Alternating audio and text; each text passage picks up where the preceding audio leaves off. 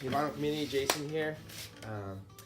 Want to do vinyl tag 2019. I didn't get a chance to make one last year since I just started doing videos 2018. I did watch some last year. I haven't watched them this year. I think they're an interesting way to kind of get to know somebody's taste and just where they're at musically. So yeah, this is my fourth attempt, and I apologize for the bedhead. My son put him to sleep and I passed out for a little bit myself. So, but yeah, hopefully I get the time to finish this. I'm gonna try to go through these quick. Anyways, Vinyl Tag 2019, let's get it started. There's a lot of records to go through. So let's see, first question here. Best find of 2018, I'm sorry. So I actually got a couple records here. There's a couple of these I have some multiple, I guess, answers to the questions. So the first one is Nina Simone Sings the Blues. This is a record I found. The reason I have two records I want to show is one on the internet, one locally. So I found this in a collection. So this is on the RCA, and this isn't one I was like seeking out per se. So that's why I say it was kind of a nice find. Anytime I see Nina Simone, I definitely pick it up. So it was great to find this. I think Black Beans and Rice showed this as well as his record of 2018. I mean, this thing's awesome. This thing's really good. You can't go wrong with Nina Simone and blues. So Nina Simone Sings the Blues. And the one I did find on the internet was, actually I have two copies, and this is Manduka. This is a Brazilian artist that he moved to Chile when there was the kind of military dictatorship in the late 60s, early 70s. I believe this one's from 70 or 71. So I would say this is the vinyl find on the internet because I bought a copy. So I have two. One's the original, one's the promo. So I did ordered from a seller in Venezuela. The original copy, when the record came, the cover was kind of wavy. So I reached out to a bunch of people on Discogs to trying to figure out why it was like that. And someone pointed me out to a seller that was selling one in Chile on Facebook. So I ended up buying that one as well because it was the same price and it was in really clean condition. So now I got a promo, like really clean promo. The reason I found out what happened with the cover was this thing. It's kind of a weird cover. It's the back isn't connected, but the front is. So I think what happened, someone just pasted the cover on, and then kind of gave it that wavy effect. So the reason I say this is the find of at least internet find of 2018 is because I was emailing tons of people. Ended up reaching out to someone in Chile in Facebook to find this. And this record is amazing. I mean, I was looking for this for a while. But now I have two copies.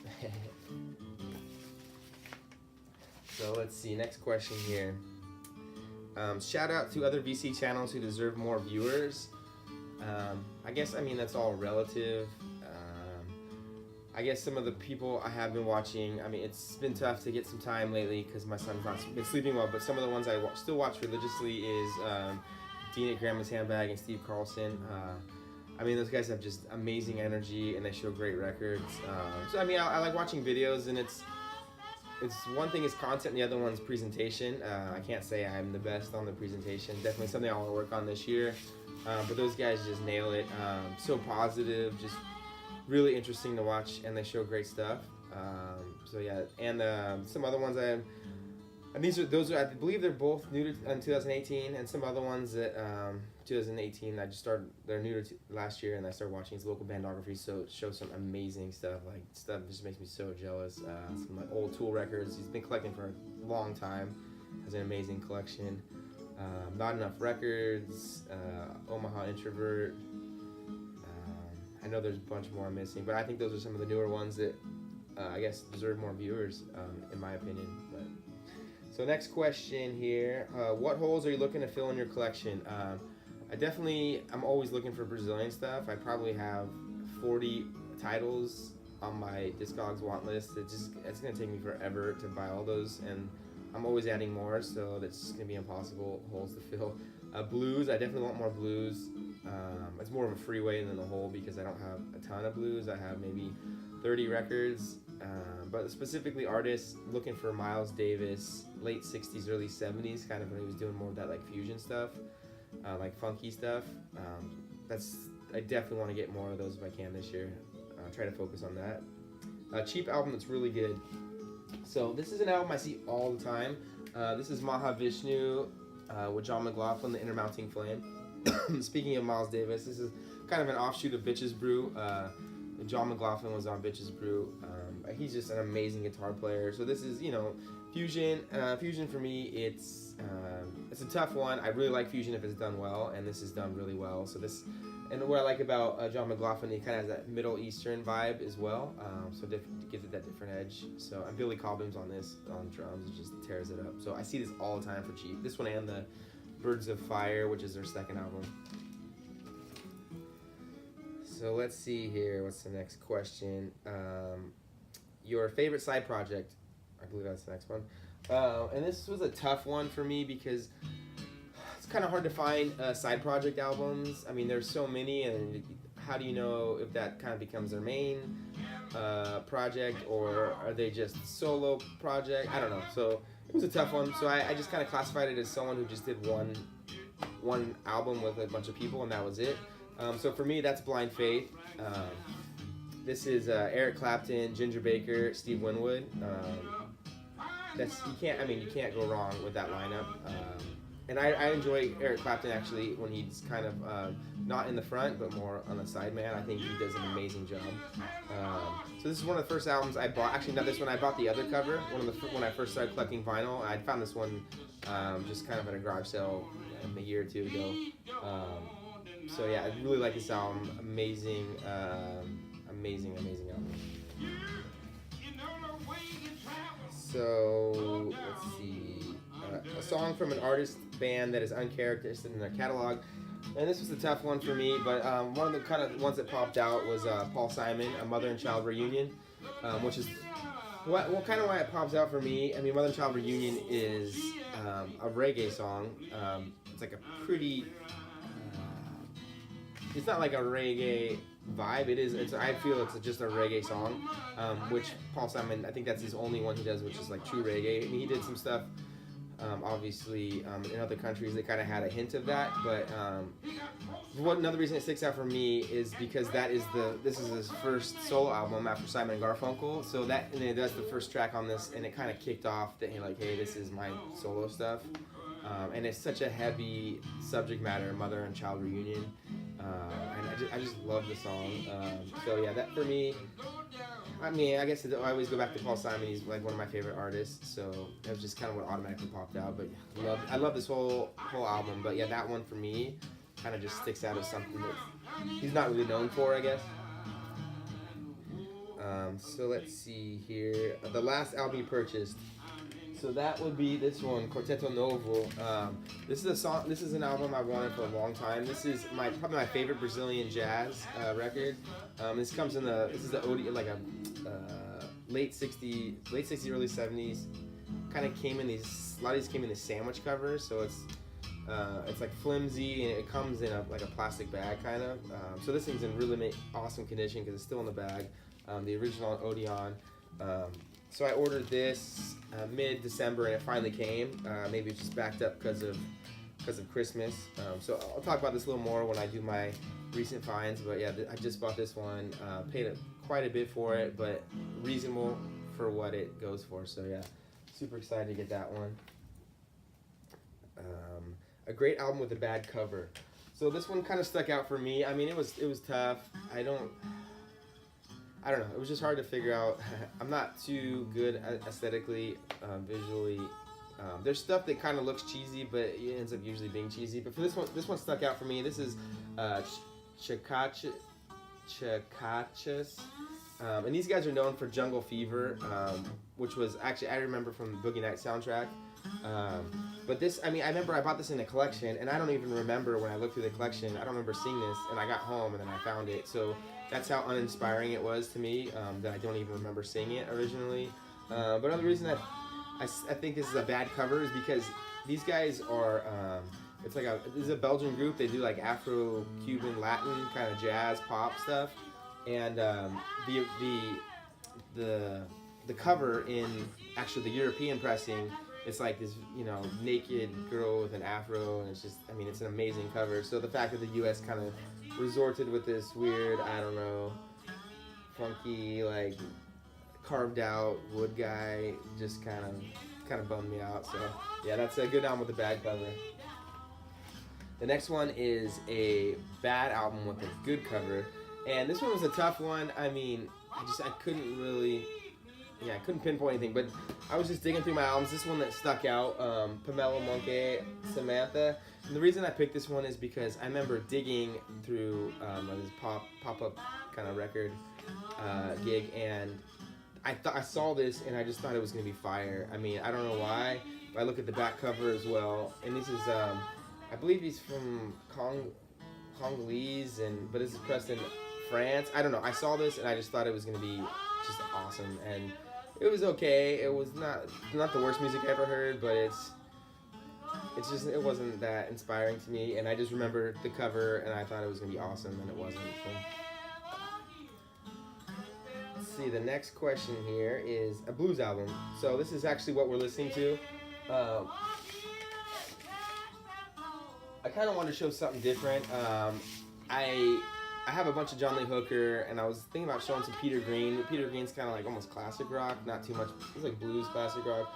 So this is Stefan Grossman, country blues guitar, and one of the reasons I show this too is because I don't know.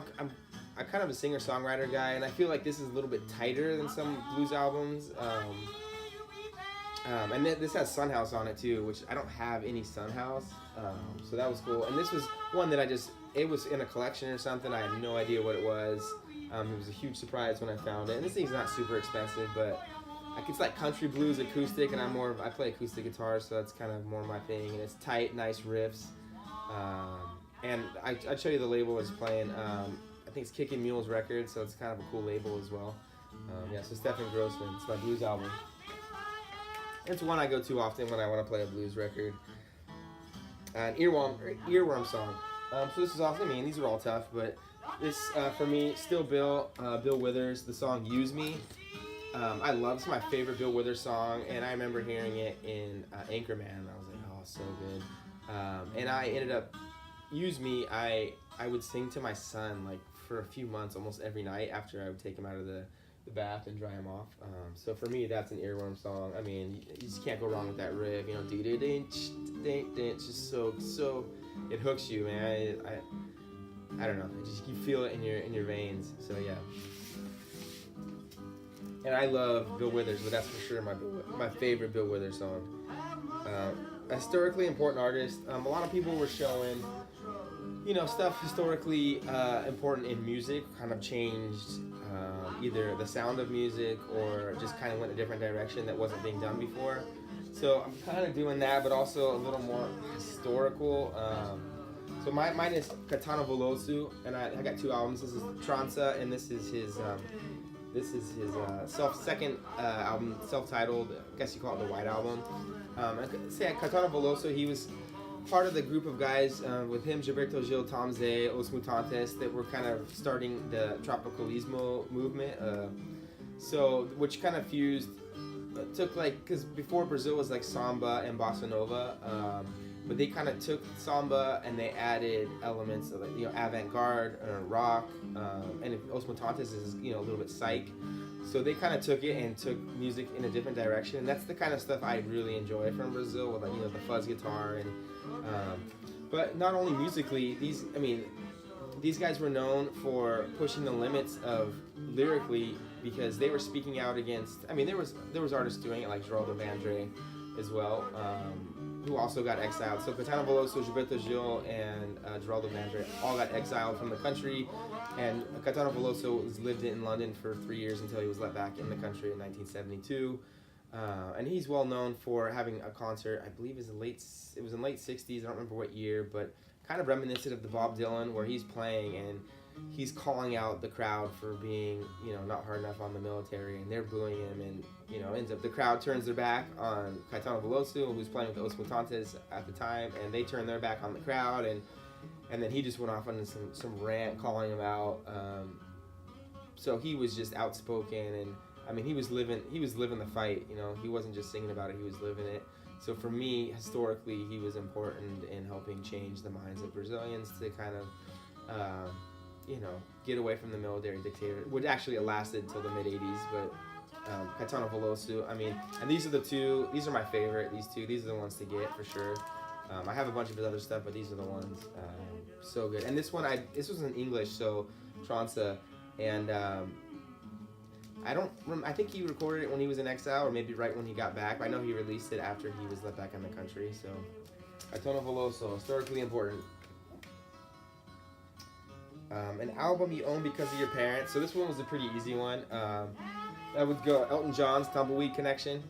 I'm always seeking a better copy of this. I think this one is pretty good now. For a while, I had a pretty rough copy, but I ended up stealing my dad's. I think he had 2 CDs of this, and I stole both of them. I love this. I mean, Elton John. My dad was big into more like soft rock, and he's kind of a country guy now, this is kind of Elton John's, I'd say, country album. Definitely very country influenced. But my dad listened to like Led Zeppelin and stuff, but he listened to this kind of stuff more. And I got introduced. Elton John was one of the first ones I kind of gravitated to after I kind of just discovered a little bit more music than what was kind of playing in at the time on the radio, which was relevant to like top 40 or when I was in high school or whatever. So this thing's amazing. Still my favorite Elton John album for sure, and one I do listen to. And every time my dad's over, pretty much, I throw this on. So this is almost definitely because of my dad.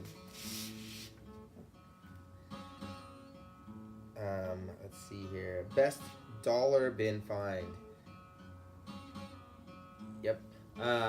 So this was I don't shop at record stores too often, so this was kind of, that wasn't too tough to figure out. But I buy my stuff mostly from collections and garage sales, but I don't really qualify as dollar bin finds. So there's a guy who does this pop-up sale at his garage, and he's a collector. He owns like thousands of records, and he really knows what he's doing. So I kind of consider him like a quasi record store, but he puts out boxes upon boxes on the driveway when he does his sale, all dollar. And a lot of stuff slips through the cracks. He just got too much to deal with. He's trying to pump it out. If it has like anything wrong with it, really, any damage to the covers or vinyl at all, he'll throw it in the dollar bin. So I found a bunch of great stuff. A lot of jazz too. A lot of like obscure jazz I found there. But this is the one that sticks out for me. Another side of Bob Dylan. I mean, I grabbed it. I can't go wrong with early Bob Dylan. But the one thing about this one, why it's such a good find, is because if you see here, this is actually the embossed cover. The embossed label, which is super rare. I think they got less than 100. So this thing's, goes for a couple $100 at least. And I don't know, I just slipped through the cracks. It's $1. Yeah, for me, this is probably the best dollar find, at least value-wise. My favorite double album. So this was a tough one. I mean, I'm tossing around Pink Floyd, The Wall, Led Zeppelin, Graffiti. I think Dean showed, I believe it was him, Exile on Main Street, which for me, that was another one I wanted to fill holes. That's my last Rolling Stone albums I need. I just can't find that one. But the one that really stuck out for me is Stevie Wonder's Songs in the Key of Life. So this is a double album. This thing is a masterpiece. I think it was 76. I mean, Stevie Wonder in the 70s was just absolutely on fire. But there's so many good songs on this. I mean, start to finish, this thing's amazing. But it's got Sir Duke, I Wish, Isn't She Lovely, As... I mean, there's just so much good... So many good songs on this. This thing's perfect. I mean, that's always the debate, right? Songs in the Key of Life versus Intervisions. I'm more of a Songs in the Key of Life guy, but Intervisions is also amazing. And another good thing about this one is I didn't have the 7-inch, and I just recently found it last year in a collection of 45. So super excited to now have a full, super clean copy of this Stevie Wonder Songs in the Key of Life. So I'm gonna flip the Stefan Grossman here. So here, this is the one I was talking about, the blues album, Kickin' Mule Records. Such a great label.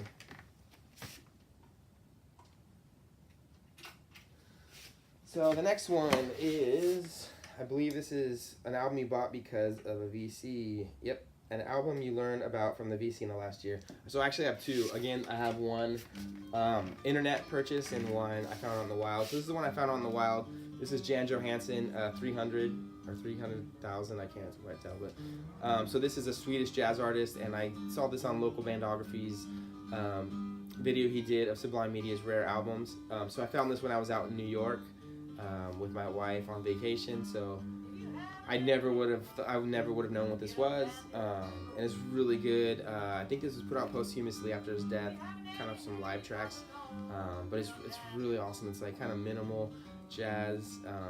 I would call it avant-garde, but not in a weird free jazz way. Just, I don't know. It's awesome. Yeah, I really enjoy this one. And the one I found out on the internet is this is Joe Bataan, St. Latin's Day Massacre. And I found this out because Tone Scott, actually, I haven't seen Tone Scott's channel in a while. He's kind of fell off for a little bit. But yeah, he showed this one, again, in the Sublime Media Rare Records. I think he said this was his favorite record. Maybe I'm stretching there, but he recommended the mono copy. And when I bought that Manduca record from Venezuela, I was kind of bargaining with the price. And he also had this for sale, so he threw this in, and that sealed the deal. And this is Venezuelan pressing on Fania.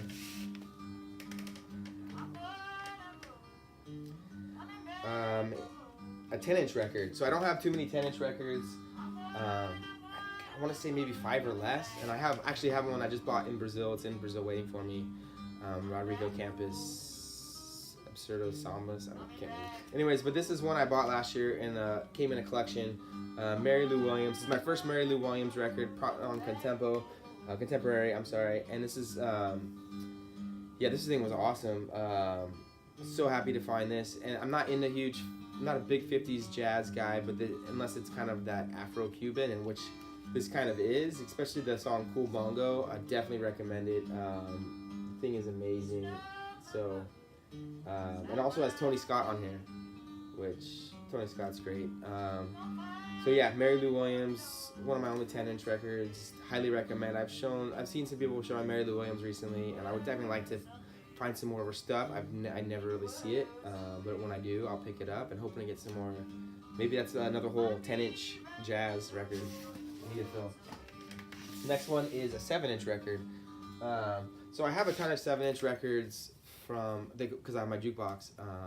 But I want to show this one because I actually just bought tickets to see these guys. This is Crumb, and this isn't a single. It's an EP, which it only has 3 songs on it. But this was put out on Turntable Kitchen. So Turntable Kitchen, and here's the label. They kind of pair food and music, and these guys put out a lot of 7 inches, like a lot of cool stuff that no one's really doing. Most of it doesn't really fit what I kind of like. It's all good, but nothing I really like. But this one definitely stuck out for me, and this was their first record they put out on vinyl. And I got the one they put out after this, the double EP, which has this and the different EP. And this was I think the lead singer, I can't remember her name, but she just got some of her friends together and then recorded some songs that she wrote when she was in college. And it just kind of turned into a band, and now they're putting on amazing. This is like off-tempo indie. Yeah, it's just so good. Crumb, check these guys out. So this is I want to say this is my only 7-inch EP. I think so, but yeah, so good. Lastly, or not lastly, I got 2 more, but this is the album that let me see, favorite album to fall asleep. So I don't really listen to music to go to sleep anymore, obviously, after I got married. I don't know if my wife would have it too much, but Beck Sea Change, I actually found this last year, and this was a huge find for me. This is my favorite Beck album. And this could almost fall in the category of uncharacteristic albums of Beck because, that question. Because Beck doesn't really put out stuff somber like this, but this was something, at least at the time, was completely different than the way he was going. And I used to listen to this all the time going to sleep when I was in college.